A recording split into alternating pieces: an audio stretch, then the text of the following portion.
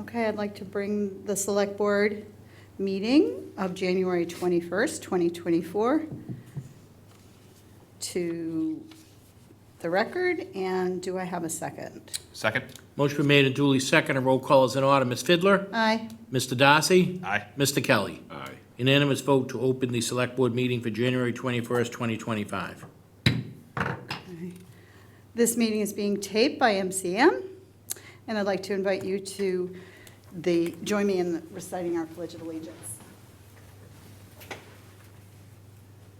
pledge Allegiance to the flag of the United States of America and to the republic for which it stands, one nation, under God, indivisible, with liberty and justice for all. Thank you.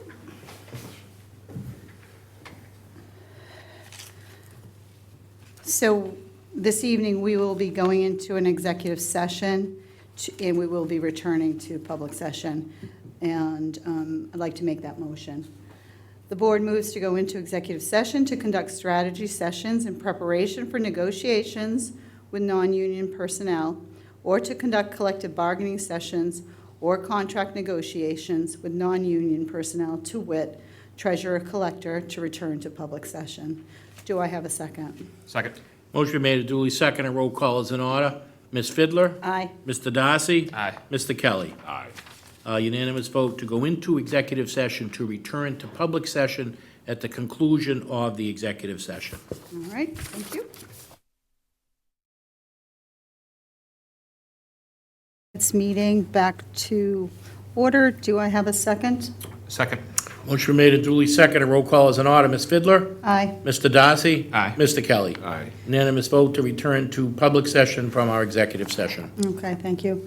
Today's January 21st, 2024, and this evening we have a appointment for 6 p.m., which is through our town administrator to present his fiscal year 26 budget.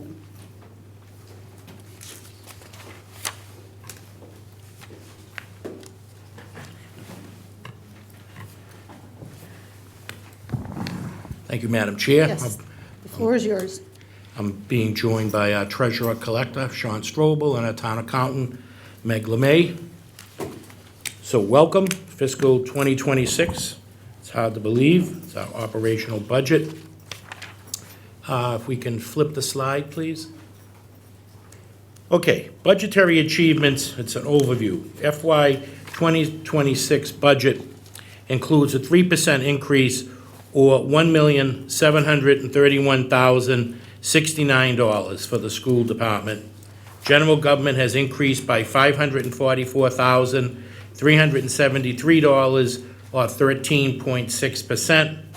Public safety has increased by $928,028, or 6.3%, to continue to provide the best resources for our police department, fire department, and ambulance services for our residents. Public Works has increased by $436,653, or 13.23%. Health and Human Services see an increase of $16,110, or 1.05%. Cultural Services has increased by $62,390, or 5.61%, and Utilities has increased by $114,123, or 16.2%. We have accounted for COLAs and contracts in all divisions without using free cash. We continue our cost share agreement with the Schools for Human Resource Division. We continue to fund Cemetery Trees and Greens ball field account by approximately $100,000, and have provided the DPW with department flexibility to move overtime costs around their various divisions. We will continue to provide the best services, programs, and activities for Council on Aging and Veteran Service Department. We continue to keep all municipal full-time and part-time positions funded at this time, all while managing continual increases in our pension cost, our healthcare contributions, utility cost, gas, diesel fuel costs to run our town fleet. Next slide, please. Revenue explanation. Town of Marshfield's projected FY '26 revenues are recommended to increase by 3.27%, or $3,801,843.30, compared to FY 2025. We believe this target is realistic and achievable.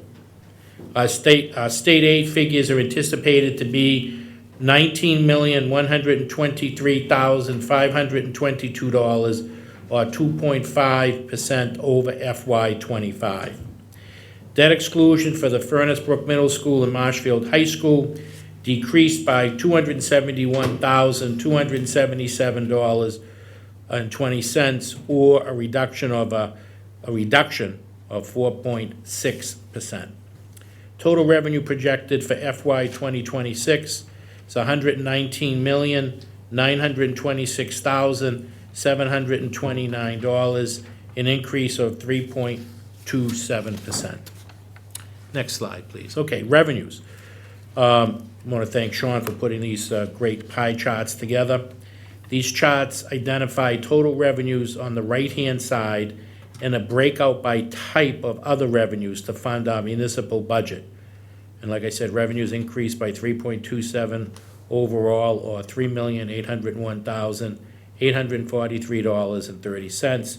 If you look at the pie chart, you'll see the revenues, the state aid and other revenue. The other revenue is broken out. Those are our local receipts, whether it's money from waterway, cemetery perpetual care, community impact fee, which is the marijuana, licensing and keeping of dogs, enterprise indirects, wetland protection, local receipts, solar, and you'll see how the pieces of the pie are sliced up. Next slide, please. Expense explanation. Town department heads have submitted requests solely for what is essential to continue delivering services to the community during these challenging times, while managing rising inflation, utility costs, fuel costs, pension expenses, and healthcare contributions. The centralized budget process now in place provides the town administrator and the select board with the flexibility to reallocate resources based on the needs identified during budget hearings. The town has successfully navigated last year's challenges with the hiring of our new treasurer-collector, Sean Strobel, and a new town accountant, Meg LeMay. Throughout this process, there has been productive collaboration between department heads and staff, for which I'm grateful. The treasurer-collector and I met with the department heads to review their financial requests, ensuring we can meet the department goals for our residents. Once again, we have not had to implement any layoffs or furloughs, unlike many of our neighboring communities, thanks to the support and recommendations of the Select Board. Total expenses projection for FY '26 of $119,926,729, an increase of $4,311,569, or 3.73%. Next slide, please. Expenses. This is a pie chart that breaks down the expenses. You'll see at the very bottom the color-coordinated slices of pie and what they represent. Runs the gambit from the school department, pension, snow and ice, state and county assessment, debt service not excluded, employee health and life insurance, the audit, OPEB, payroll, munis, town meeting appropriation, debt service excluded, unemployment, reserve fund raised on recap, overlay, facilities, general insurance, Medicare, just to name what was listed there. Next slide, please. Fixed cost, summary of FY 2026. You'll see the breakdown. We have fiscal 23, 24, 25, and what we're projecting for 26. You'll see debt service excluded, had a reduction of $271,277. Debt service non-excluded went up by $63,662. General insurance, Medicare, that saw a reduction of will see a reduction of $102,990. Pension saw an increase of $913,106. Employee health and life insurance saw a reduction, or will see a reduction, of $333,336. Unemployment there's no difference, it's staying the same. Facilities, there was a difference of $34,000, increase of $34,069. Audit, OPEB, and payroll sees an increase of $21,600. Reserve fund stays the same, so this is zero difference. The overlay will see a $50,000 increase. And state and county assessments will see an increase of $153,965. In town meeting appropriation, we'll see a reduction of $50,000.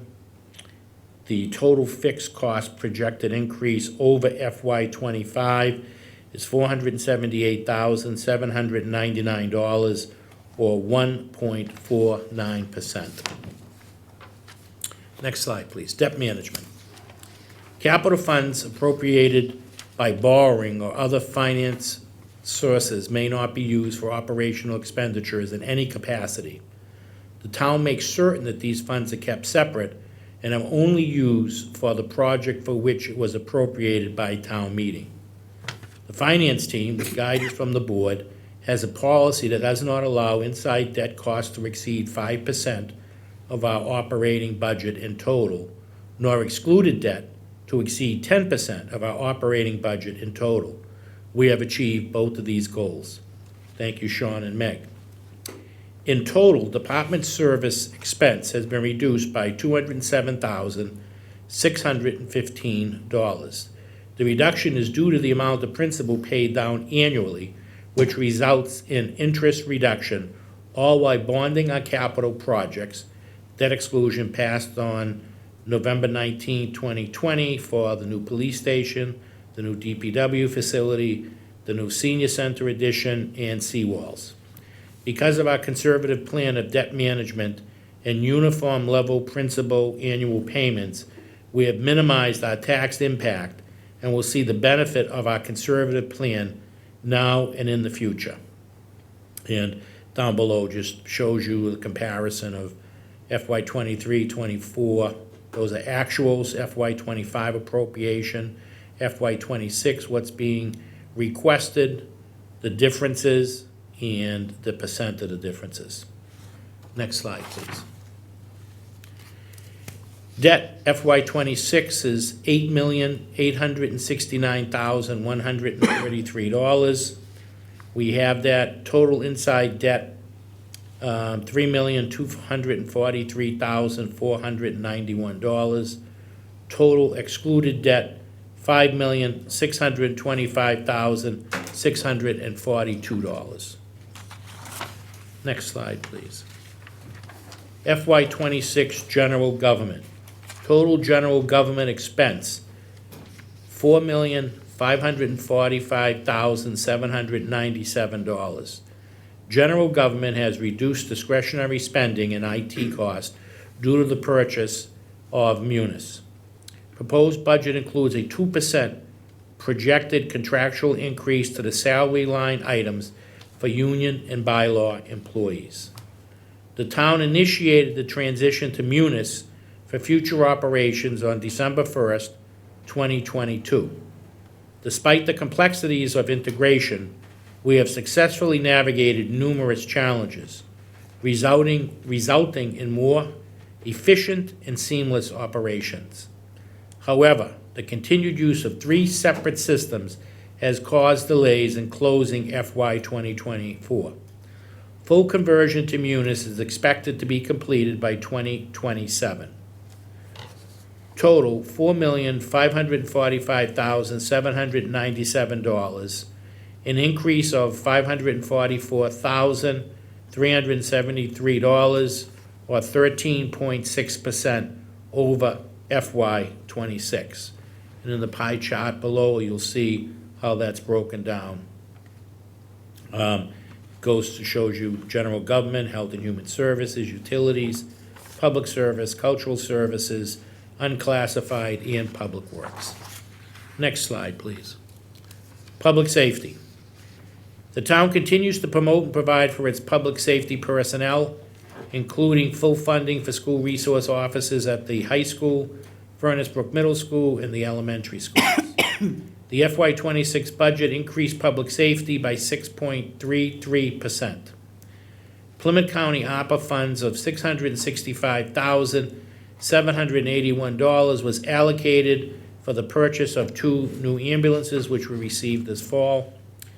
The police and fire departments continue to receive support through the capital budget process to purchase safety equipment and police vehicles.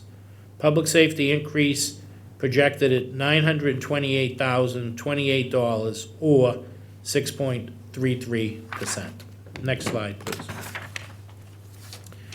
Marshfield Public Schools. School department will receive a full 3% increase on their operational budget over FY 2025 for a total projected budget of $59,433,376, an increase of $1,731,069. School department has worked to improve ADA accessibility and increase security for all of the schools.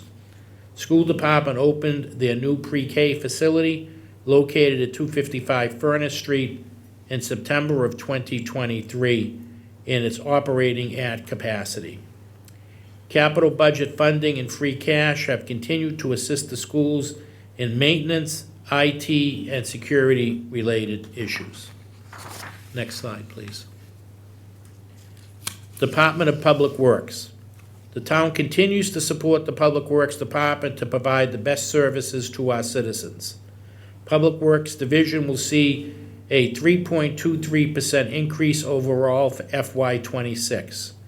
We have worked with the Department of Public Works Superintendent to reposition resources to provide additional funding for maintenance of our fleet. We continue to support and maintain funding for the ball field and parks, keeping our fields and play spaces in the best possible shape that our community and sports teams deserve. Public Works also receives support for their capital needs through the capital budget process for a general fund and through retained earnings for wastewater, water, and solid waste. Michael, can I just, Yes, it's 13, I just want to clarify, it's 13.23%? that is correct. Okay, Madam thank you. Chair. Yep. Total commitment to the general fund, Public Works, $3,738,352, or 13.23%. Health and Human Services. Town has provided Council on Aging funding for goods and services, allowing our senior population to be active, educated, in social activities.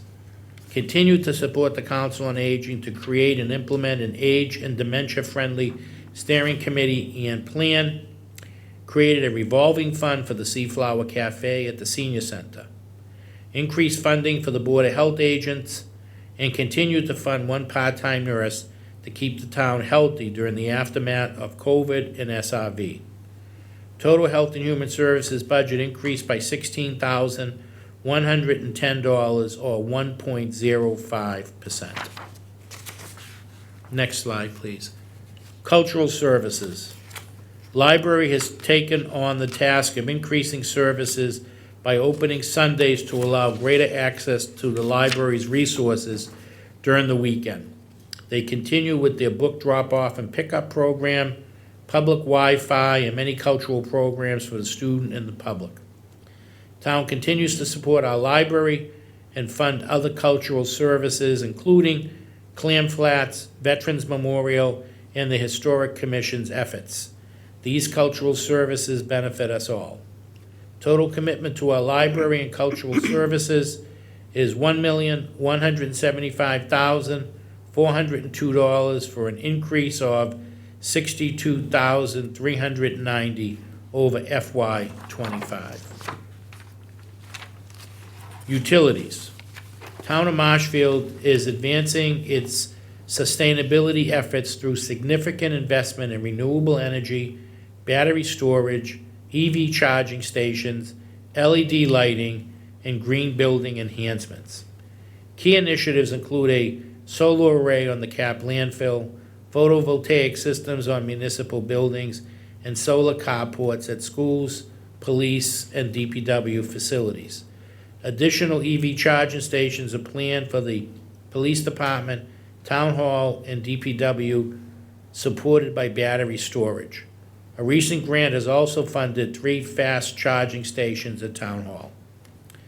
The town implemented aggregate electric with the approval from the Massachusetts Department of Public Utilities in FY23. The new rates went into effect in December of 2024 and will last through December of 2027. These rates for all 3 classes went down significantly. The FY 2026 utility budget, covering heat, electricity, and communications for the town facility, is $818,570, a 16.2% increase due to expanded facilities.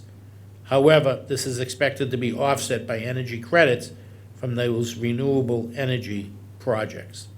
Marshfield's commitment to renewable energy ensures both environmental and financial benefits for the community. Next slide is our revenues. Take a look at how the revenues will look at FY '26. You'll see that the base tax levy is $77,311,870.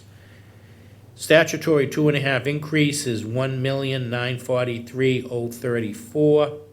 New growth, thanks to Anne Marie Senate from the assessors, $800,000, which gives us a levy limit of $80,054,905.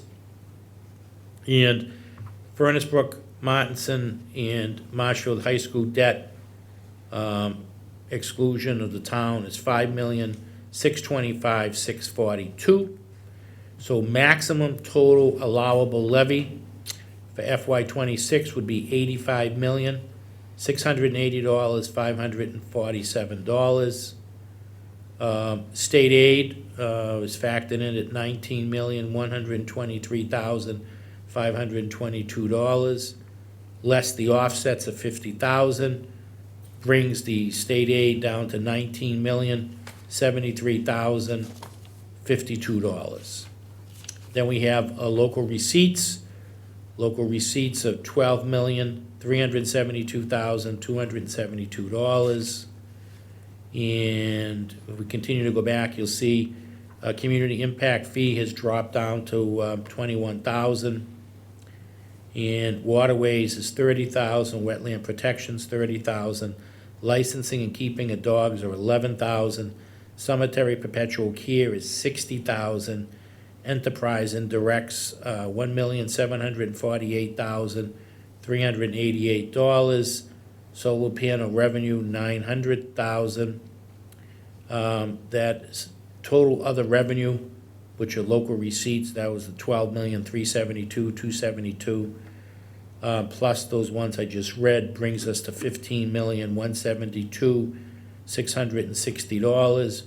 When you add that to the levy limit, brings you to $119,926,729. It's an increase of $3,801,843.30, or 3.27%. Expenses. You'll see expenses, if we look at the column FY '26, I will draw your attention, we have the actuals for '22, actuals for '23, actuals for '24. We're in '25, so that's where we're operating right now. And expenses as of follow: general government, $4,545,797. Public safety, $15,590,040. Public works, $3,738,352. Health and human services, $1,553,361. Cultural services, $1,175,402. Unclassified, $31,000. Utilities, $818,570, for a total of $27,452.52. And that is an increase of $2,101,701.04, or 8.29%. School department budget, $59,433,376, which is 3%. Debt service non-excluded, $3,243,491. Debt service excluded, $5,625,642. General insurance and Medicare, $2,606,199. Pension total, $10,040,917. Employee health and life insurance, $8,301,474. Unemployment, $50,000. Facilities, $418,091. Snow and ice, $400,000. Audit, OPEB, payroll, and munis cost $130,100. Reserve fund, $100,000. The overlay, $550,000. State and county assessments, $1,557,917. Town meeting appropriation, $17,000, for a total expense of $926,000, $729, an increase of $4,311,568.90. That is a 3.73% over the previous fiscal year. We do have budgetary challenges that I want to bring everyone's attention. We have economic challenges. We have pension through 2032 that we'll be funding. OPEB required funding, healthcare, and environmental challenges. We also have South Shore Regional Technical High School debt service for a potential new high school to be voted on January 25th, 2025, at a potential cost to the town of Marshfield of $1.3 million annually for 30 years. Operational budgetary cost on a rolling 4-year average based on the number of Marshfield students attending, and an operational reduction from the Marshfield's education line based on the number of children attending times the per pupil cost, approximately $19,000 per student annually. We also have school roof replacement. The Martinson roof is in process through the MSBA Accelerated Repair Program. Daniel Webster is just about at end of life. Governor Winslow has 3 to 5 more years. South River, 6 or 7, and Amesway, 6 or 7. So within the next 10 years, we'll need to replace all of those roofs. ADA improvements for all elementary school bathrooms. Most of the elementary schools, the bathrooms are all the original bathrooms. Seawalls, we continue to chip away at repairing our seawalls. We continue to do our part on beach nourishment. We need to look at, in the next 5 to 10 years, the replacement of the dike, which is very important. That if the dike ever went, it would have devastating effect to those houses downstream. Sewer expansion and protection from rising seawater on the sewer plant. So those are some challenges that we need to think about as we go forward. Closing summary. The FY26 budget as presented is a balanced budget. The FY25 tax rate was reduced to $990 per thousand. Schools receive a 3% increase for their FY26 budget.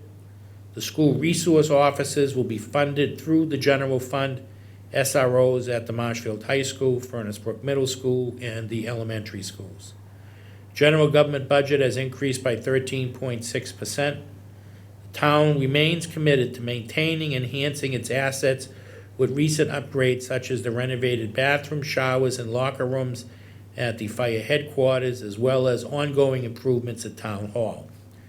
We continue to fund the part-time nurse for the Board of Health. We continue to fund a full-time assistant planner and assistant conservation agent to manage the very large caseload demands of those departments. We continue to accommodate COLAs and contractual increases in the town's budget without relying on free cash.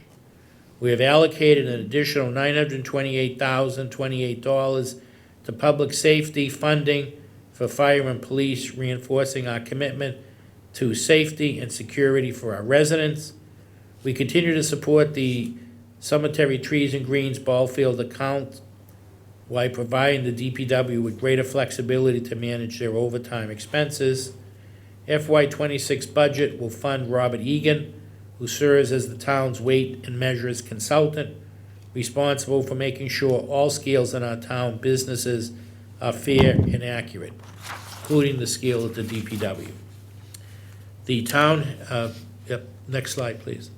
The town has successfully completed several major capital projects, including the new DPW building, police station, senior center renovations in Additionally, seawall projects in Brant Rolfe Phases 1 and 2 have been completed, alongside repairs to section of Ocean Street and Brant Rock on the High Road area. Efforts to reduce costs of these projects will remain a priority as we move forward.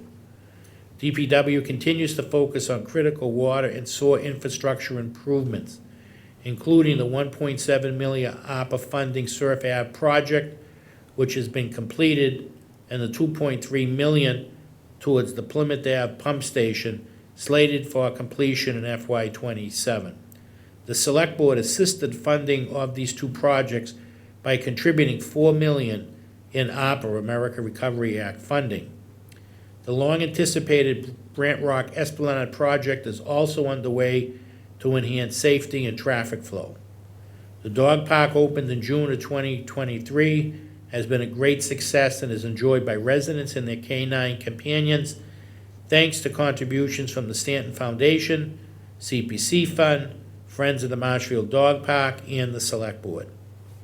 Modernization efforts at Town Hall are progressing with 6 new bathrooms, a new chamber, Select Board offices, Town Administrator's offices, and upgrades to other key offices, including Veterans, Building, IT, and Town Clerk. These improvements were achieved with no additional cost to the taxpayers by relocating unspent capital from the Senior Center project, along with infrastructure funding supported by borrowing.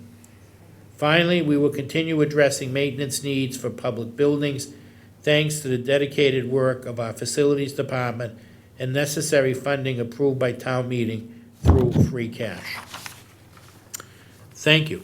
That's my budget presentation, and I'm happy to answer any questions the board has. Okay, thank you so much.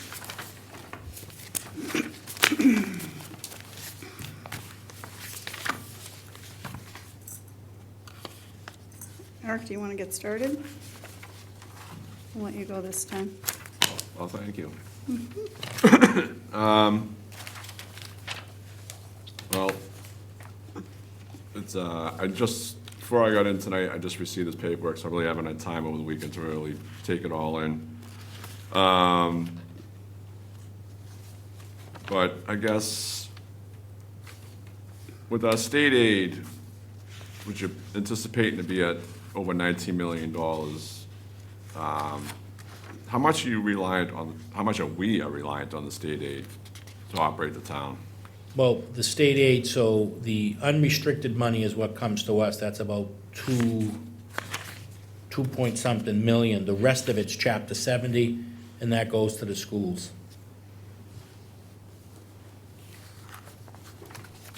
So, I mean, you're anticipating to be 19 million, but could it be less? It could be level funded, but the state had a revenue, so the state gets together every beginning of December, House Ways and Means and Senate Ways and Means, and they do a revenue consensus. and they've agreed to grow the state budget by about $3.5 million, 3.5%, pardon me, not 3.5 million, it's a $36 billion budget. So they're gonna grow that. So they anticipate, we'll know the governor's budget's coming out on Tuesday, a week from today. And we'll know, she'll set the bar for what we're getting, but we're pretty confident that they'll match those numbers. You know, the governor's numbers sometimes can be higher, sometimes they can be lower. The real two numbers that we have to take a look at, that's the House, which they'll come out with their numbers when we're doing our town meeting in April, and then the Senate leading up to Memorial Day weekend. But we're very conservative when we use those numbers. Well, you did increase it over last year, right? So I don't know if you could say you're being conservative on those numbers when you're increasing it, when you're Well, not too we're- sure of the money you're getting, right? Well, we're very careful, it's always been, sometimes it's much greater than that, but, you know, that's not how you plan, so we keep it very, very static.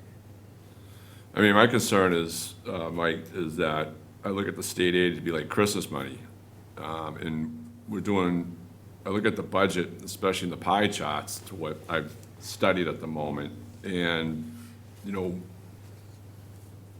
we're basing on money that we may be anticipating getting, but, I mean, if something ever happens in the state, where there was a budgetary issue, and we don't get this, I mean, let's say we get half of the 19, or half of the free cash, whatever, we rely on other areas.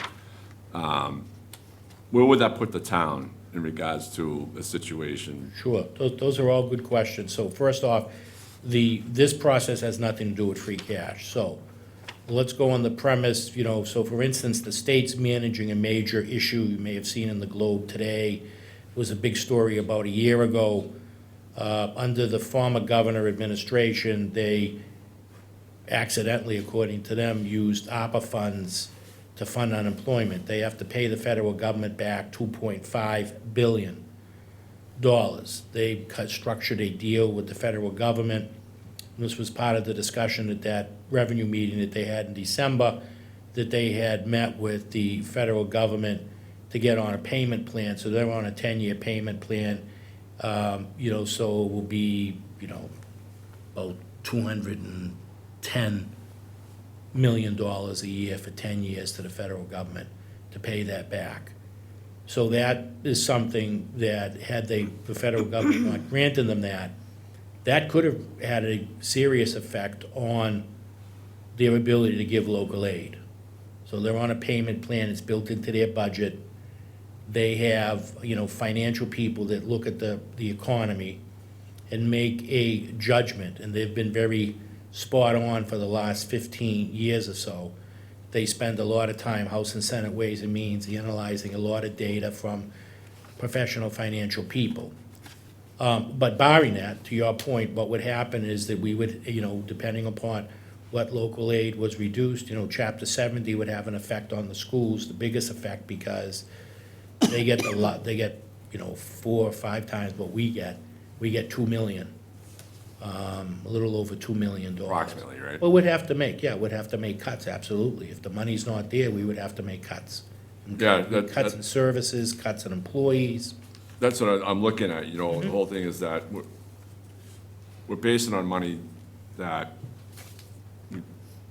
we're under the impression that we think we should get to operate the town. And this is my concerns, and like starting to, myself just trying to understand it and delve into it, is that we're not staying within the rails of what the town is bringing in to say, but we're basing it on unknown things, known, but the unknown consequences of when we start going really outside the rails of our budget and anticipating all this money coming in. And that's the one thing I'll be deeply afraid of, is that these situations that come up, And then all of a sudden, we're gonna tell certain groups of employees that, sorry, the budget's been blown apart and we can't afford you at the moment. And, and then the other, and one thing I probably wouldn't even entertain if it ever had to come up with would be an override or a debt exclusion, however you want to put it, in regards to keeping the town funded for these operations. So, I mean, I might look at it, Mike, is that I don't think we're being conservative enough in regards to our spending on this. I think we're too reliant on the state, what they may anticipate to give us, and then maybe in other funding areas where we potentially would get revenue that we generally do, and all that. So that is my thought on that particular moment at the moment. I did mark down a few other things. Sure, if I could just, Madam Chair, I just want to follow up. Please. So, Mr. Kelly, so I just want to go back over the revenue so that we're all in the same playing field. So, $85,680,547. That's property tax that was collected in the previous year. That's already in the bank. That's called, like, I think it's referred to as park cash. So we have that money in hand already. Yeah, I mean, I Continue to- wanted to talk about that. Yep, but- so we continue to take, I don't want people to be nervous, I want to make sure people understand. So that money's already in the bank. The local receipts where we take in, we track those very conservatively. And that, you're right, those fees have to come in. If those fees, and Sean and Meg track those on a daily, weekly basis to see where we are. We always worry till we get to a point where we're at about, 50% spend, and we look at how much of that revenue to make sure that we're on pace for what we anticipated the previous year, so that there's no shortfalls that can't be absorbed. Let me see, I got another thing here marked.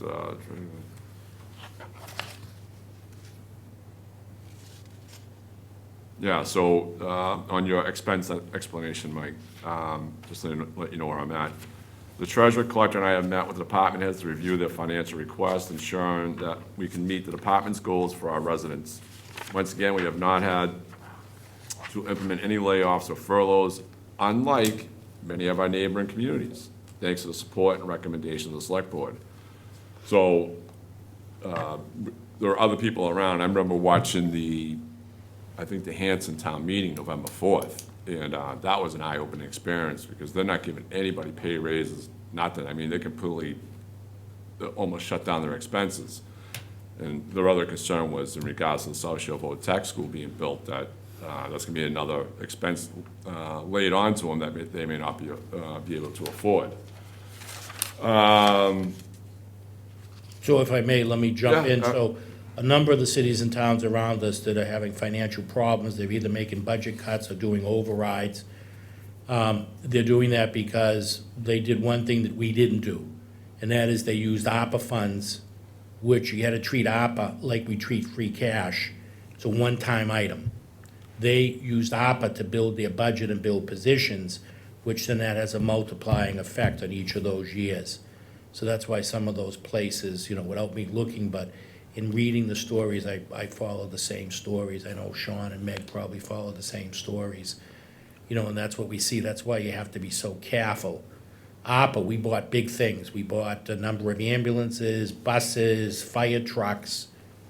We paid to run the clinic, big tangible things that weren't adding to creation of full-time employees, part-time employees, anything like that that would grow exponentially that we couldn't control.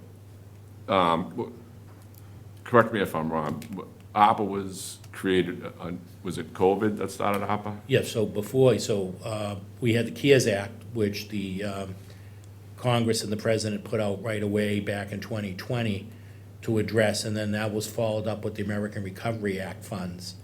Both of those funds were managed, we were very fortunate, were managed through Plymouth County. The Plymouth County Treasurer and the commissioners did an unbelievable job Their administrative cost was, I think, Steve, you're on the board, am I right, 1.5%?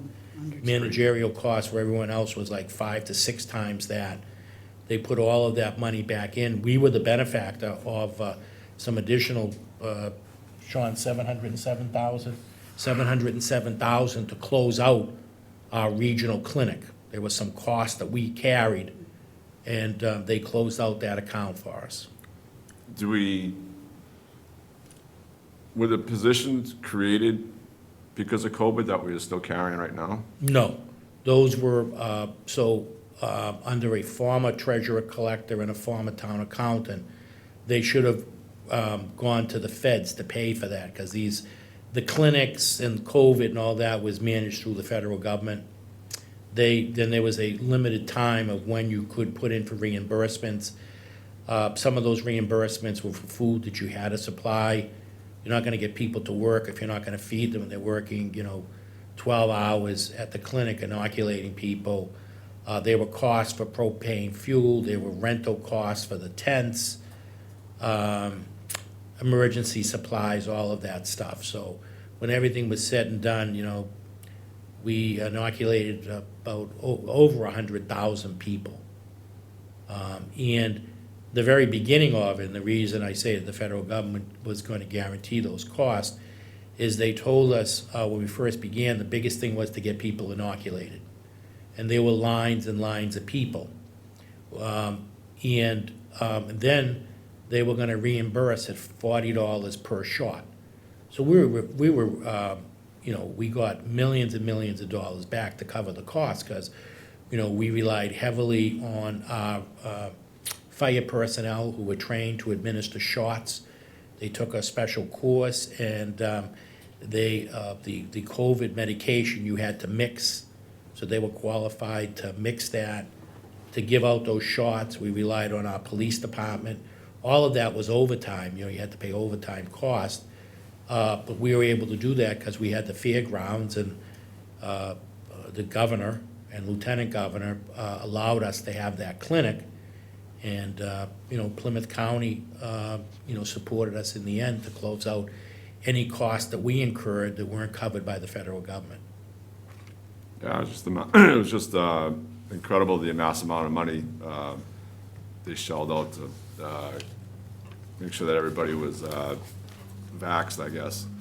Only those people who wanted to get vaccinated. Yeah, well, thank God it stayed that way. Let's see here. General Medicare. All right, so we have some items here that on the fixed cost summary, but I'm sure it pertains to other areas, but as I'm going through the sheets. So have we, there's some substantial increases on certain items. Have we done anything to try and rein in those expenses? Which particular ones? In Well, let's say the pension totals. Let's look at that. So that's a $913,000, 106 increase, it appears to be. I'm glad you picked that out. So Plymouth County, believe it or not, was on track to be the first county in Massachusetts to have their pension system fully funded. But there were a number of smaller towns within our county that couldn't afford the accelerated cost. So that's why you keep seeing, a jump cost like that. That's because everyone's racing to get it fully funded.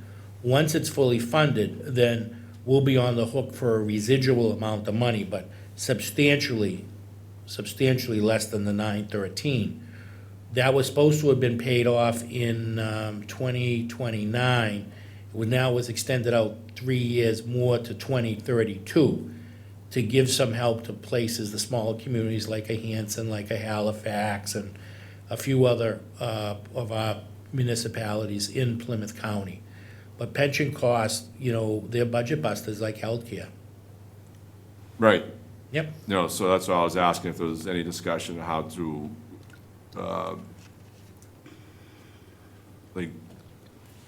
if there are any steps that we can take to manage that cost, and then as much like healthcare. I know healthcare has gone through through the roof for everybody just about, but I mean, And we're a 50-50 community, Right. which makes it very challenging. I think you and I had a conversation. It's one of the things that drives, because I think you asked me why we pay more than other communities, and we have to offset to make sure we get the right talent for the right positions. We have to pay more to offset that healthcare cost of, there are other communities that pay 75, 25, 80, 20, I think is probably about the highest in this day and age now. But we're 50-50, so a lot of people will not take a job here, especially if they have a family and they have to have the family plan because the healthcare cost is so high, it takes such a large chunk out of their payroll. all right, so as you bring that up, I mean, are we stuck on one healthcare plan? I mean, have we looked at other healthcare plans that maybe alleviate between what the taxpayers in town are paying, and as well as the employees are paying? I mean, are we expanding our look at other options in healthcare or health insurance policies, I guess? Nope, that's a great question. We do that periodically. We look at GIC. GIC's rates are much higher. Their increases are much higher. I know we compared to GIC, there was one other one that I forget. I will tell you that the Mayflower Municipal Health, which is managed through the county, we have $31 million out of that every year. We reinvest, when I say we, I'm an elected member of that steering committee, and we invest $5 million to keep the rates low for our member communities. So, our rates are increasing, much less. Meyer, that was the other one. I had a senior moment, I apologize. Meyer rates went up much substantially more than what Mayflower Municipal Health as well as the GIC. So we look at those are the two major ones that we take a look at to compare. And the pharmacy plan is far superior in Mayflower Municipal Health than on the state. So, if you're an older employee that requires more medication, Mayflower is a better deal for our employees.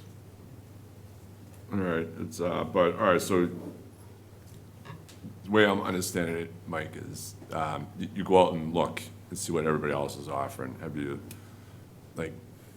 brought anybody in and had to sit down with them and say, hey, this is what we're looking at and everything, can you do better over X amount of period of time, and It doesn't- as the coverage, or, I mean, It doesn't work like that, but they share the information because it's all public information. Those are public entities. GIC is the state insurance. They share their rates, they share their costs, they share their pharmacy reimbursement. Same with Maya. Maya is a public entity. Maya is through the Mass Municipal Association. We get a lot of services from Maya on other things, but we didn't go with them on their health care because they were slightly higher than what we're paying now. so, all right, maybe this is where I'm, are we stuck on a municipal plan where we can't go outside to look at what private entities are offering? No one, I haven't seen any plan dollar for dollar that gives us the benefit, the health care coverage, and the pharmacy protection out there. We look and we do comparisons. Mayflower Municipal Health does comparisons. They have to, because they have an actuarial person that puts all the data together so that we need to know how competitive we are. That goes to the basis on how we decide, are we gonna invest $3 million or an extra $5 million to keep our rates lower than our competitors, which is Meyer or the GIC. In order to make the healthcare work, you have to have a very large pool, because in that I don't want to get too far down the road, but in the very large pool, you have very sick people and you have very healthy people. In Mayflower Municipal Health, we have about 6 people that their healthcare costs are well over $500,000 on an annual basis. But then that's offset by very healthy people. And it's not age-driven. It's just the roll of the dice, it's in the genes, it's in your family genes, it's in your family medical history. So that's really what drives what the costs are. So, yeah, there were probably smaller plans that might be slightly smaller, but they don't offer the pharmaceutical plans at the rates that we get, and they don't offer, catastrophic health insurance or some of the other things that we look at.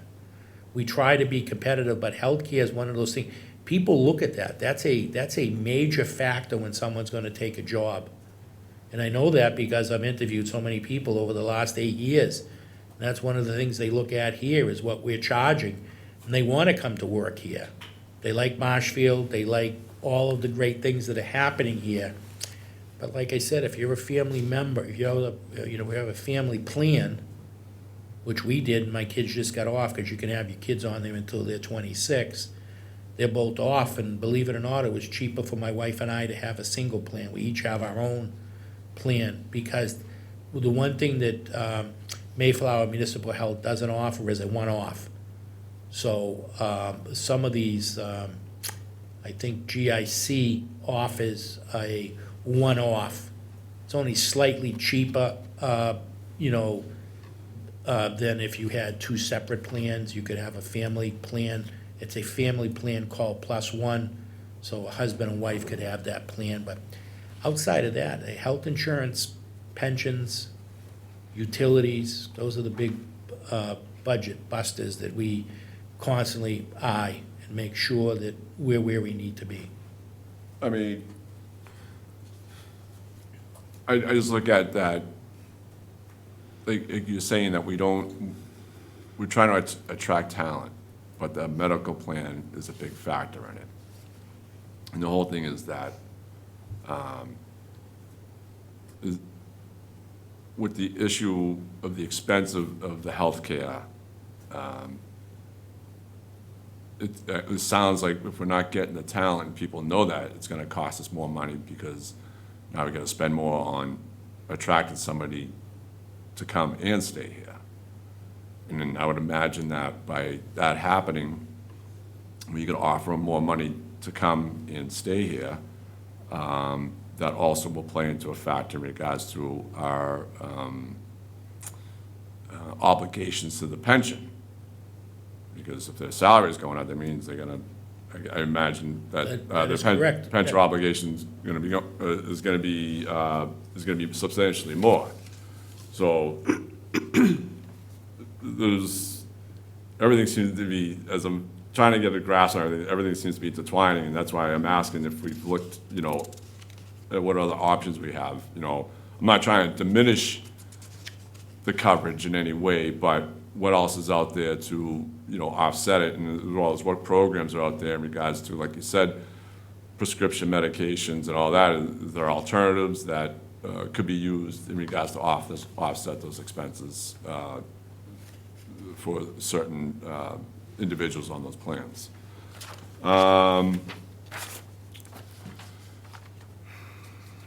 I did mention pensions, but I should mention OPEB, because you sort of Yeah. strayed a little into OPEB, which is post-benefit employee. I get that marked down. So I do. Yep, so, the one thing I don't like about OPEB is OPEB takes into consideration everyone that's ever held a position in the town. Unlike pensions you have to be vested in it. I think it's 10 years, I'll defer to 10 years to be vested. 10 years to be vested. So we know that any employees that have been here 10 years, they're vested in our pension. Then it's an offset of years of service and age, which calculates it's your best 3 highest years. It's an average of that. And then that calculates into what your pension is. OPEB, it's some very high number. Sean, I don't mean to put you, OPEB, what Our liabilities are around 110 million. about 110 million. Now, I wanted to point that out as an illustration. I don't use this word often, but that is a ridiculous figure, because like I said, that's predicated. That carries people that might have been here a year, 6 months, 2 years, 3 years, et cetera. There's a lot of people on there that will never get a pension from us. The people that we know will get a pension from us are those people that have 10 years or more. Unless, of course, they go to some other town and they have 11 years. Right, And then, right. yeah. And since you brought, just to get it out of the way, on the expense end of it, audit, OPEB, payroll, munis, you have those 4 items combined into one, to show one number. Is there a reason for that? It's it's the category that they fall under, and I am so glad you mentioned audit, because there are so many people out there that think that we don't audit our books. We are mandated by the Commonwealth of Massachusetts to have an audit every single year. The auditors are here right now, and I will tell you that we passed with flying colors. I spoke to Sean and Meg, and we're gonna put up all of our audit reports so people can read it themselves. They could always request a copy, but we're gonna put them up online so that everyone can see them. I have a little chart out here on, used to be called CAFRA, it's now called AFRA. I forget, there's so many, and I know, Mr. Kelly, you'd like to know what those stand for, so Sean, can you tell us AFRA, what it stands for? Well, AFR is the annual financial reporting. Thank you. CAFR is the consolidated annual financial reporting. So both of those, we get outstanding marks in both of those, and we have a plaque out here with little silver, little gold medallions that they send you with a letter saying that you've done a great job with the financial reporting, all of the requirements, et cetera.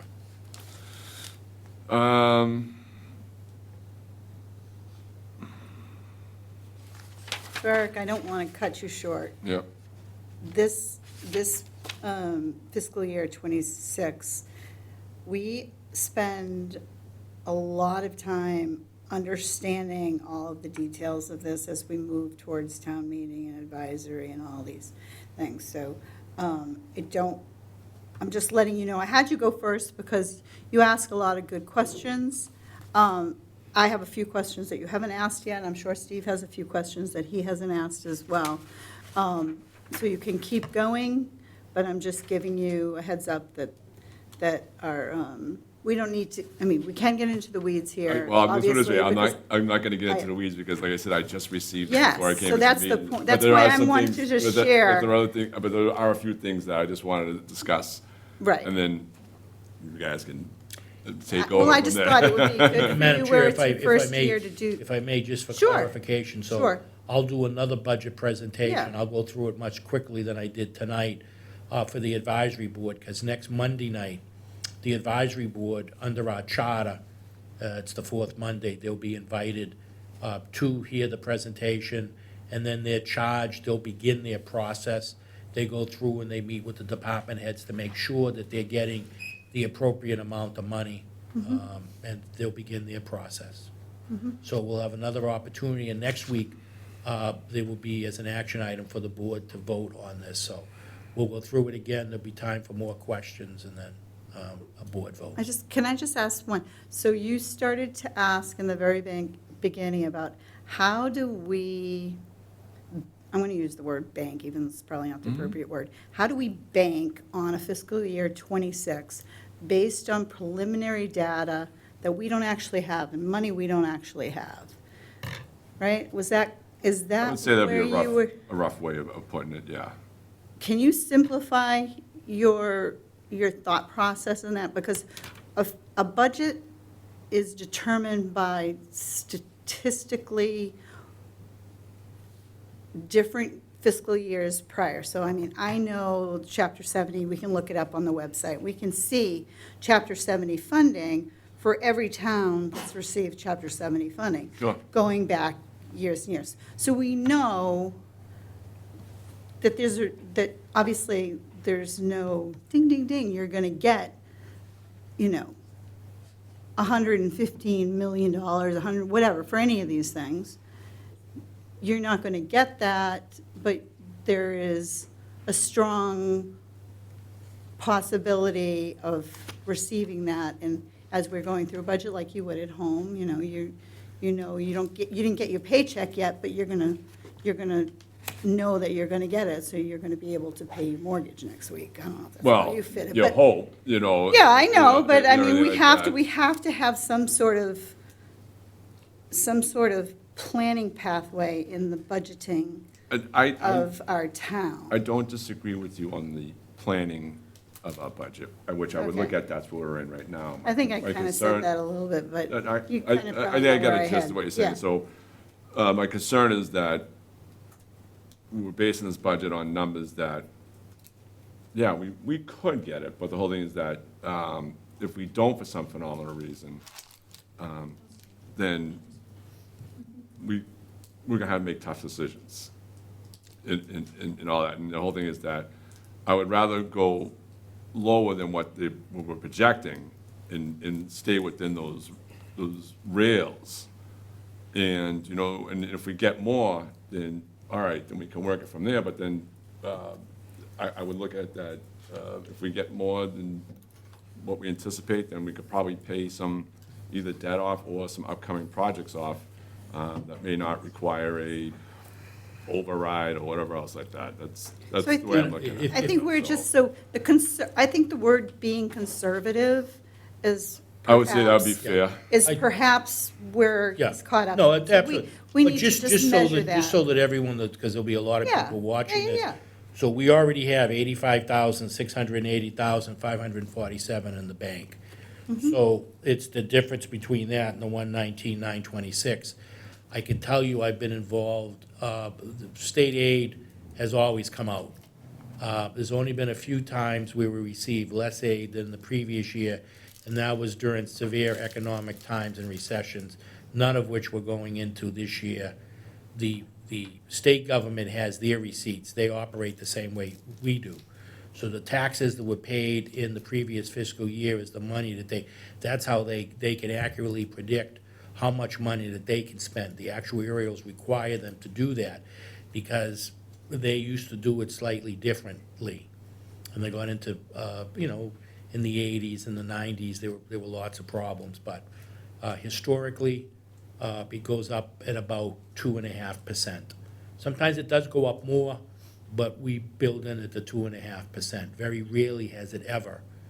I think just, Mr. Kelly, what you're talking about, I don't know because you haven't given a number, but whatever number that's less, this budget's built on, this whole budget in most municipalities' budgets, this is over 80% driven by salary.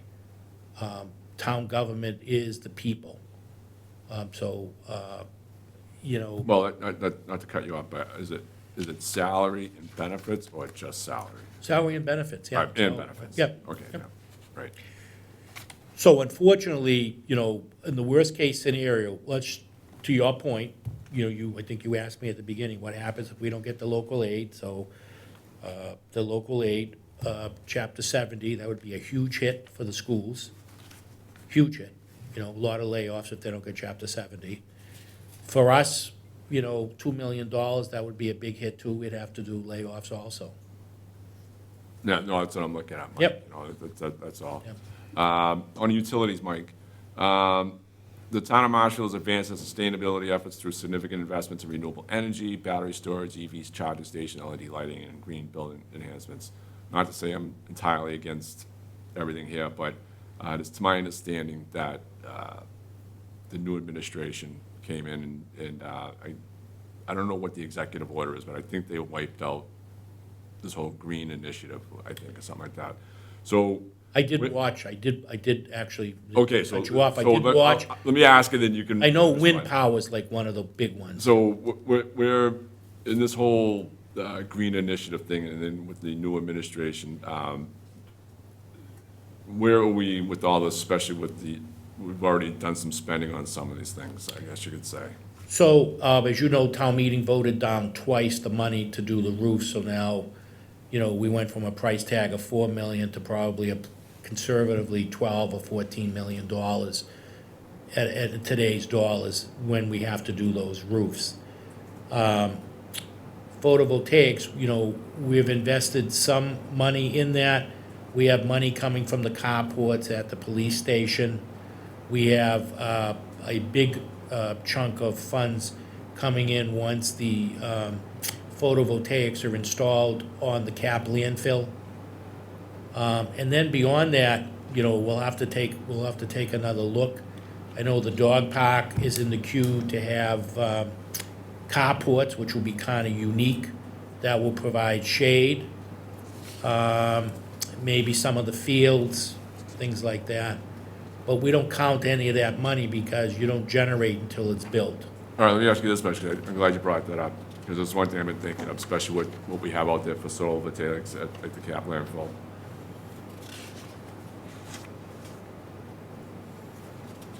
I agree with you that, yeah, you can't bank on that because it's not bringing income. So what is our plans if those get done and then we are bringing income? Is that a general fund item that is generally going into it? Or can we silo that, say, to pay for new school roofs? It can, so it would be $1.1 million a year once we have the photovoltaic units installed on the Cap landfill. So that's 1.1 million for 20 years, so that would go a long way to cover the roofs. We, had the schools and the town supported that additional revenue would have gone a long way to extend the life of all of those roofs beyond the Martinson roof, because the Martinson roof is in its own accelerated program. And we'll find out what that cost. That cost will probably be $4 million maybe once they get the state money to offset those costs. But yes, the photovoltaics, the reason that we got into that was to be able to reinvest, whether it's in roofs. I mean, some of that money can cover some of the operational shortfalls, because with the South Shore Regional Technical Vocational, we'll know after Saturday if the new school's gonna be built. If it is, you're looking at $278 million right now, which is the price tag that was developed probably a year ago, less whatever the MSBA gives us, and I think they're saying somewhere around 40, I'm conservative, 45%, so it's rounded. So maybe that's $111, $112 million off of the 276. We have to do the schematic design, go out to bid, and then we get an actual price. But we own that debt for the next 30 years, and we'd pay that through a debt exclusion. So that means that we would have to go to the taxpayers, they would have to, vote to do a debt exclusion, and they would be responsible for that debt for the next 30 years. It comes a little more dicey because, there's a formula, it's a 4-year look back that was adopted. It used to be a 3-year look back, now it's 4, which makes sense because you have kids in the high school, freshman, sophomore, junior, and senior. The way it works now, when you go in, unlike a charter school, it's like school choice. It's more like school choice. So if your son or daughter that's right now in the Marshfield school system decides that they want to go to the South Shore Regional and they take the test and get accepted, then their per pupil cost, and I think we're at like 17 and change, high like 17 or something. 16.5 for Marshfield and Yeah. 19,000 for South Shore. Okay, so that cost is separated from, so just say 16,000 for the sake of argument, from Marshfield times, there's 31 kids right now, or 32 kids, and then another 32 or 33 kids that are slated to go there in September. Now we're talking 62 kids times that's 16,000. And that's the hit that the school department will take. So we'll have to look at that funding, because that's a big gap. So are you saying next school session, you're roughing 60 students from Marshfield to be attending South Shore Voltaic?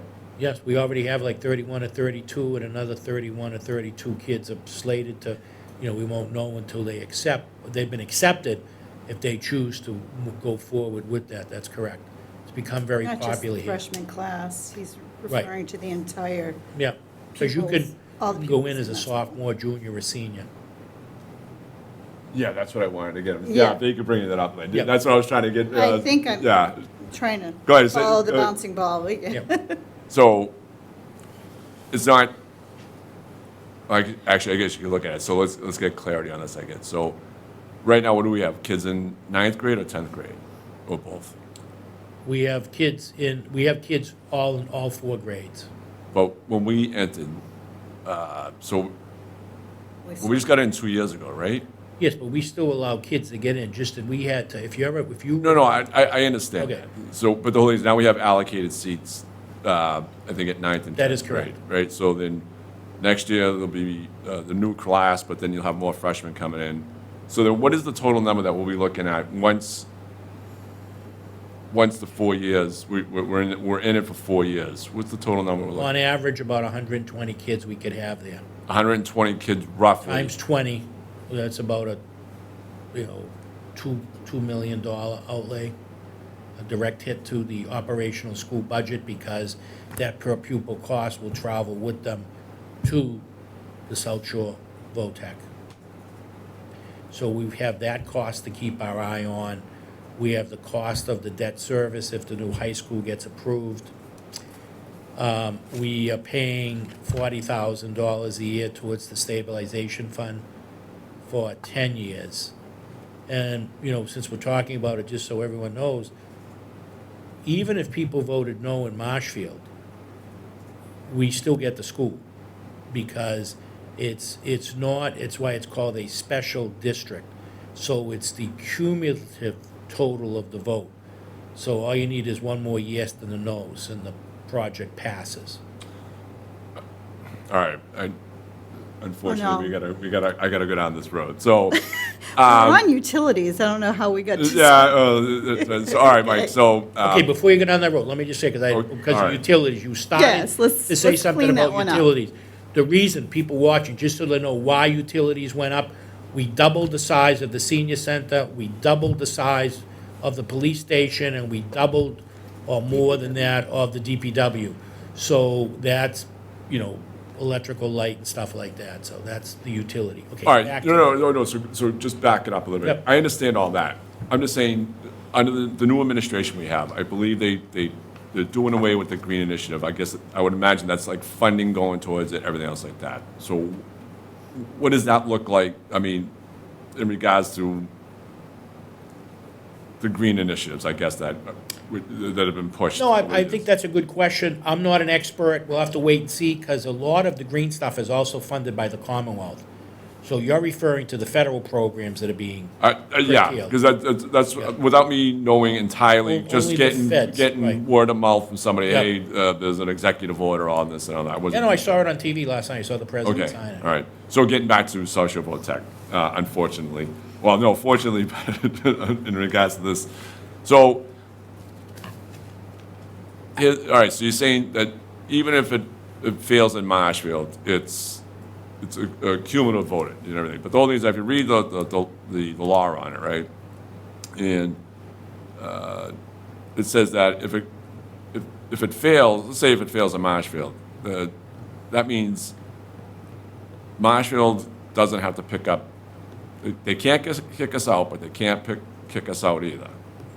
If it fails in Marshfield, we're still on the hook for our share. I see that. Once you're in, you can't If it's get out. the aggregate, it's In the order, aggregate it's of the all aggregate. In 9 order to get out, communities. Mr. Kelly. That's what they're telling you. The whole thing is, if you read the law says that you still have the right to be in there. You just don't have to pick up the extra expense.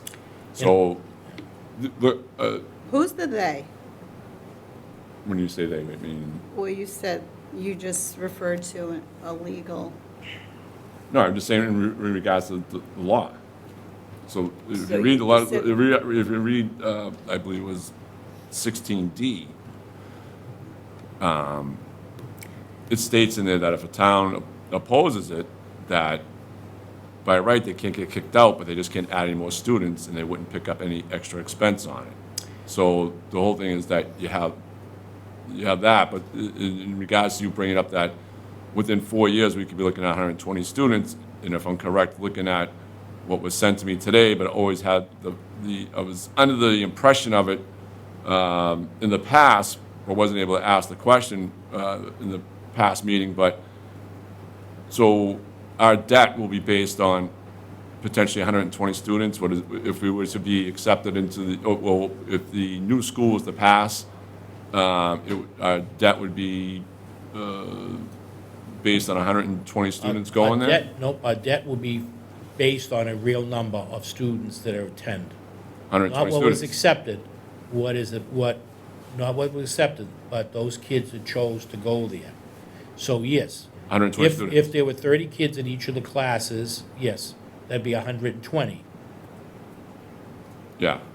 Could be more, No, because I could be mean. less. No. Well, I would, my look at it as Mike is I think you said it right there, it could be more, which I would anticipate that it could be more. And all that and everything.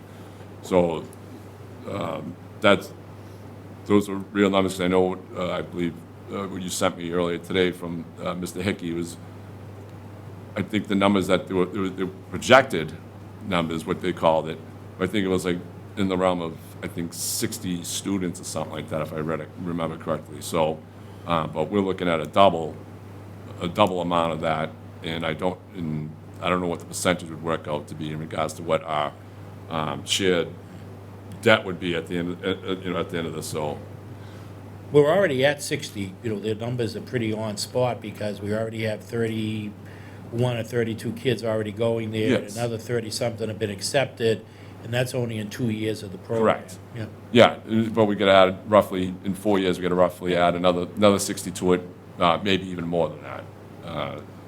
Way I'm Because the school is looking at capped. everything. Right, the school is capped at 900 seats. The only way we would Well, probably. the new The new- new if school. the I new think it was like school- 915. I think it was. Yeah, if the new school passes, yep, that has the additional capacity, the only way we would get more seats is places like Hingham and Cohasset, which traditionally have, I think Cohasset, I think they only have like 3 kids. Hingham might have only like 6 or 7 kids. Yeah, they don't send many So kids. there's a So- lot of capacity. Yeah, so they wouldn't. Yeah. That's the thing, is that they wouldn't, based on the formula that I'm seeing, if I'm reading it correctly, they wouldn't be on the hook for as much in regards to the building of the new high school. Nope, they wouldn't be on the hook for the operational cost. They would be on the hook. The hook for the debt service is divided equally amongst the towns. The operational is the the 4-year look back, the 4-year rolling average. Let's put it this way. The way I'm seeing it in reading all that, I don't know about the debt service in regards to being split amongst the towns. I have not seen that. It seems like it's based on student population. And that's something that I'm not going to say yes or no to what you said is wrong or right, but to what I've seen, it seems like our debt is going to be based on the amount of students that are being sent there in regards to the building. That's the, I'm not gonna. No, I definitely know the operational cost. Yeah, it's the Yeah. operational cost is based on the amount of students because it's that per pupil cost. The debt service, I sent something out to everybody because Dr. Hickey, I didn't create the numbers. Dr. Hickey, his legal team sent the numbers, his finance people sent the numbers, I shared, we have that up on the South Shore Regional Vocational Technical, which shows what our costs are and, we don't have the. Projected cost. Right. But, we wouldn't have the bandwidth to cover that. We would have to do a debt exclusion, and, we'll have to have discussion. Do we do a debt exclusion for the first 5 years? Because there's a lot of things that have to be worked out. It's, the first time that we've been involved in something like this. It's very different than us building our own school. We're the only ones, and we got to figure out what works best for us. So, we'll know better if we have to, look more seriously after Saturday, because Saturday is the special district Right. election. Back just on utilities, the FY +26 utility budget covering heat, electricity, and communications for town facilities is $818,570. 16.2% increase due to expanded facilities. When you say expanded facilities, what do you mean by that? We've doubled the footprint size of the senior center, we've doubled, or more than doubled the police station, and more than doubled the size of the DPW facilities. That square footage, then you have to have electric lights, so that accounts for the increase in the electric bill. All right. And then the revenue, Furnace Brook, Martinson, and MHS debt. Debt exclusion in town, which is Going down. which is great. Going 'cause we're down. Paying more of the note off. But I imagine that does not incorporate the Martinson roof? Or No, does it? Okay. does not. And it doesn't incorporate the South Shore Vocational Technical School? No, it does not, sir. So that could significantly increase, That would be we'd have a different line for that. yeah, but in debt and all that and everything, so. And then, is there anything else I had marked up? Oh, we covered the audit, OPP. And then budgetary challenges, economic challenges, pensions through 2032, OPEB, OPEB required funding, healthcare, environmental challenges. When you say the environmental challenges, what do you mean by that? Weather-related storms, seawall, beach nourishment, those types of things. Dike repairs, the list is endless, yep. All right, and then,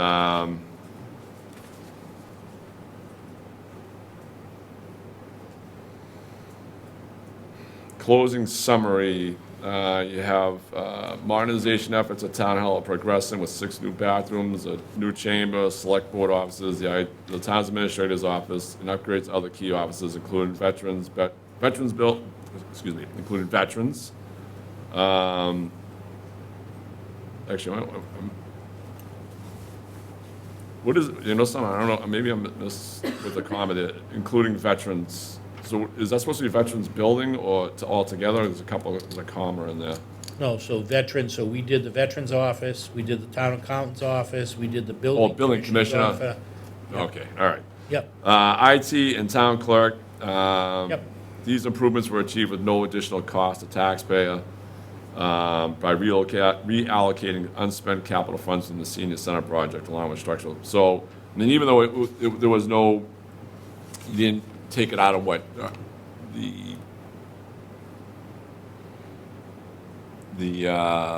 guess the regular town's operating costs, if you want to look at it that way, but you had money left over from, so we had The debt- capital, the debt- we had capital funds that were left over from the capital projects that were approved by town meeting. Under the state law, they have to be used on a like project. So we got a great economy of scale when we went out to bid on the senior center project. We had roughly a little over $900,000 left over that we were able to pour into the renovations in this building. We did have to go to town meeting for the support of $300,000 because we had to do structural. The town of Marshfield, like you or I as a resident, have to follow the same building rules. So when this building was built in 1970, for a gathering space like this, in 1970, it was 50 pounds per square foot. Today, it's 100 pounds per square foot.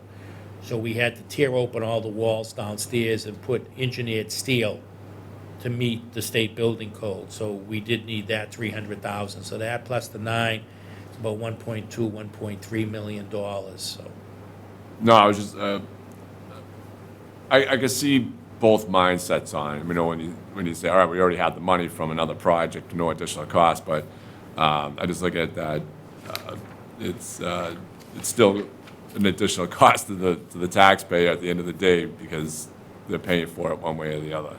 But other than that, I thank you, Mike. Thank you, Madam Chair. You're welcome. Steve? I think we covered it. Okay. So Michael, number 1, great job on getting a balanced budget for going forward in fiscal year '26. it's really, Madam Chair, if I may, Your along with the team. department heads working Yeah. cooperatively, really was Sean and Meg. Yeah.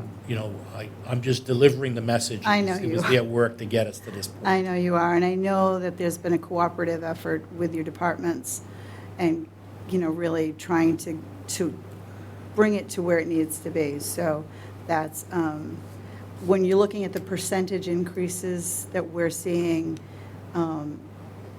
there are not a lot of really large increases.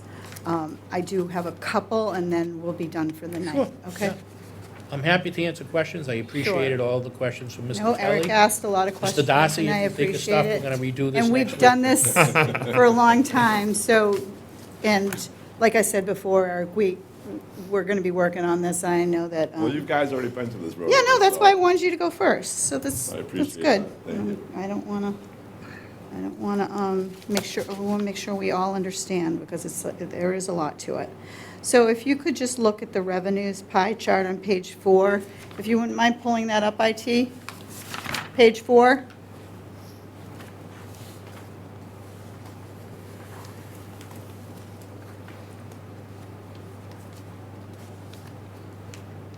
Thank you. So you'll see the estimated fiscal year '26 revenues. I'm going to concentrate on the green on the upper pie chart at 15,172,660, okay? So that green pie slice is also the same slice broken down into the estimated fiscal year '26 other revenues. Am I correct? That is correct. Those Okay. are local revenues. Excellent, thank you. So each of those local revenues add up to 15,172,660. So that includes local receipts, wetland protection, enterprise indirects, community impact fee, waterways, licensing and keeping of dogs, cemetery and perpetual care, and the solar panels. So the question I had is in reference to the enterprise indirects. Can you tell me where we stand? So it was like, it is in here. Let me get to the revenue chart.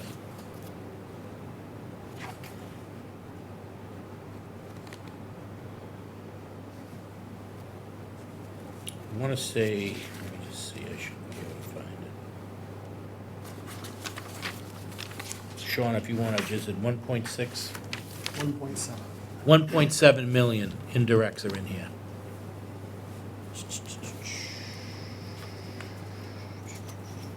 Right there. So if you look at revenue on page, 7? no, it's the revenue, it got cut off of my sheet. Let me see if I can get a number. 18, if you go to page 17. Thank Can you you. pull up page 17?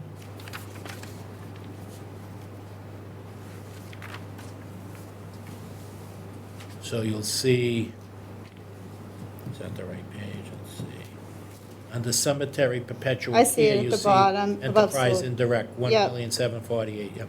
1748, An 388. increase of 266,595.94. So that's at 17.99% Yes. increase. So we'll talk about that at another date. I just wanted to clarify it for this. Thank you.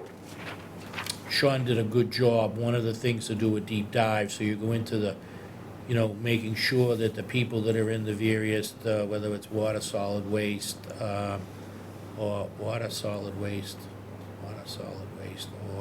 wastewater, Wastewater, yeah. to make sure that all the people that work there, that we're accrediting, we're covering, all of the costs of those employees. Okay. All right, so that was the question I had on that. Sorry, everybody. Don't be sorry. Okay. And your local receipts are at 12,372,272, with our assessor at 9.9%, and that was the final number. Was that correct? Well, local receipts is the 12,372,272. Yep, And then you have these other ones that are here, down below. So okay. you have the community impact fee for 21,000. You have waterways for 30, wetland protection for 30, licensing and keeping of dogs 11, cemetery perpetual care, which is 60, indirects 1,748,388, 900,000 for solar. So we get revenue. That's not the town generating that revenue. The bulk of that revenue that's right there comes from that other capped landfill, Sylvester Ray property on Clay Pit Road. Okay, So that brings it to 15,172,660. okay, thank you. And since you're on that revenue sheet, so we have the COA, state grant, and the Council on Aging GATRA reimbursement. Has something changed there going into fiscal year '26? And I know Carol's here. You're asking because we have zeros in Yeah. those accounts for 26? How does that I'll work? defer to Sean on that, because I don't have the answer. Yeah, so the COA or the formula state grant, that is something we want to pull out because that is not always a guarantee, it's a grant. So there could run the likelihood, like to Mr. Kelly's point. Yeah, that's why I'm asking Yeah, this we question. may I not figured be there in was something- receipt of those funds, that's really a grant, and, that's, there's a degree of uncertainty with the grant, as well as we shouldn't be using the grant funds to shore up or fund the general fund expenses at this point. Okay, I expected that And answer. it's the same thing with GATRA.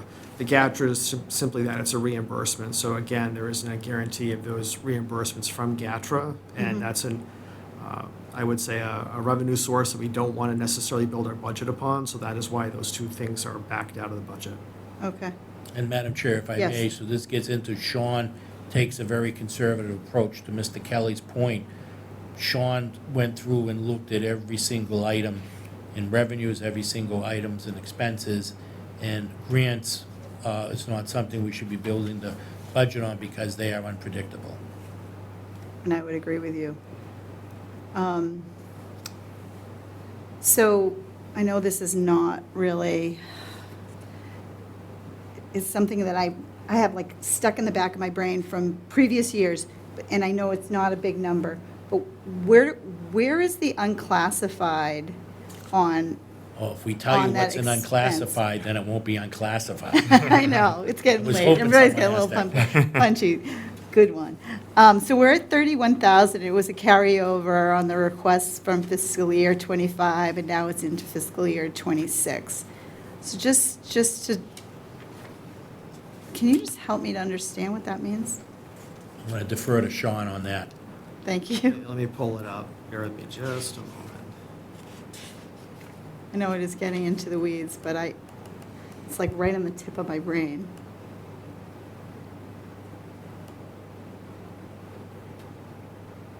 So typically, the unclassified is the advertising for, let's say, employment positions, medical and drug testing for employees, other things that are, or services that are related to annual town meeting or special town meeting. So the printing of the warrants, the advertising of the town warrants. Okay, So it's things of that nature. okay, thank you.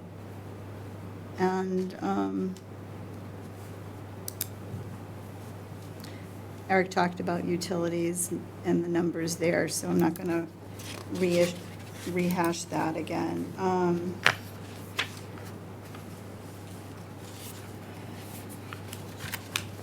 So I think that I'm going to just finish off by saying budgetary challenges, getting to 2032. When I started here, it was 2029, and I'm relieved to know that we have another few years to eat away at that.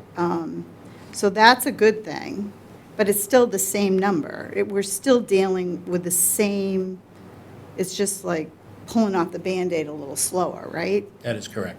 So, environmental challenges, and Eric brought that up as well, those are the unknowns, and no one can know what's going to happen with the storms and our seawalls Rising and sea our, levels, all that seawalls. stuff. But we need to be really cognizant of the importance of keeping our eye on it and not losing track of that. I mean, there's a lot of things going on, so that's really a real important part of what we need to be focused on. And the other, as we're thinking more, one of the greatest challenges, and it will be a challenge to the DPW, and as it relates to ocean water and flooding and Grant Rocket and other places. Right. Even on the Duxbury line of the ocean water infiltrating and getting into the sewer plant that could blow apart the sewer plant. So that's why they're very mindful, and they take great steps in making sure that the manholes are closed and we're not getting all of that extra flooding water into there. There was an issue, the storms of 18. Yeah. I was with the police chief. We almost arrested the Duxbury fire chief because him and his crew were trying to, at 4 feet of water, trying to pop the manhole cover to allow the water, the ocean water, to drain right into the septic lines. Right. I mean, that's That we're in would an be emergency catastrophic situation, but that effect, one false move Yeah. can send us into a spiral effect. So that's part of the unknown that we need to just make sure we're aware of. So Eric talked about the South Shore Regional Tech, and I'm just going to finish up with just a quick discussion on that. So $133 in a normal year for our average homeowner was the estimated coming in 2029 and going for 30 years. Whether or not we go there or we don't go there is totally up to each individual voter in all these 9 communities.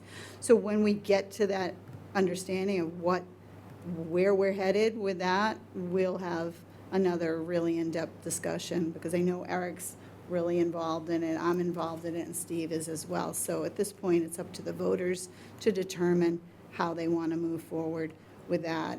The school roof replacement, that's another topic that we've been through, and solar on school roofs is something that the town meeting has said they weren't in favor of. So we'll work on But we'll other still have to options. replace those roofs, Madam Chair. We do. Governor So we're Winslow is forced at the end with- of life in less than 3 years now. Right. So that's something that we as a Pardon me, Janet town, Webster. yeah, we as a town need, when we talk about challenges, Yeah. that's something that we can't ignore. So, and as you said, the dike. So I'm going to finish it with that, and also just remind everybody that the advisory board meets next Monday at 6:30, 7 o'clock? We'll be here for our meeting. Yep. Yep. So we will revisit it then, and I appreciate everybody for being here. And I'd like you to just finish up and final remarks, and we'll be I done. just want to say thank you to the board for this. I want to say thank you for all of the department heads that were here, either in person or on Zoom. And of course, huge thank you to Sean and Meg for the great work that they have to get us to this point. All righty. Well, Madam thank Chair, you. I just have one thing to ask. Yes. On the expenses, page 6, it's like a light blue pie square, but there's no markings or funding on it. Can you tell me what that It's is? the 2606, 199.2, which is a 2%. It's just. Which one are you looking at? I thought so. So see how there's 3 numbers, but this one's missing? Is it- See how, Oh, yeah, no, I see. sorry, I see- everybody, give no, us no, a I see- second. I see what you're saying. Do you see what I'm saying? Well, This is just, the blue line isn't connecting. No, no, you're absolutely, that's what I was asking. I'm like, what is that? I Where's I the- saw that, but I didn't share, yeah. So is General Lynn, insurance. is Lynn correct that 2606 is supposed to be the line to General that section? insurance, Medicare. Yeah, for whatever Yes. reason, the alignment for the broken line that trails to the number isn't completely connected to the All right, the pie. and I do have a request in regards to this, because it's kind of all over.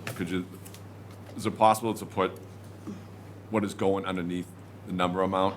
So we're not trying to piece together what color goes to what in the expense? Sure, we can certainly do that. I Sure. appreciate that. Yeah. Thank you, that's it. Madam All Chair. right, well, thank you. So seeing there's no, unless you have something else to add.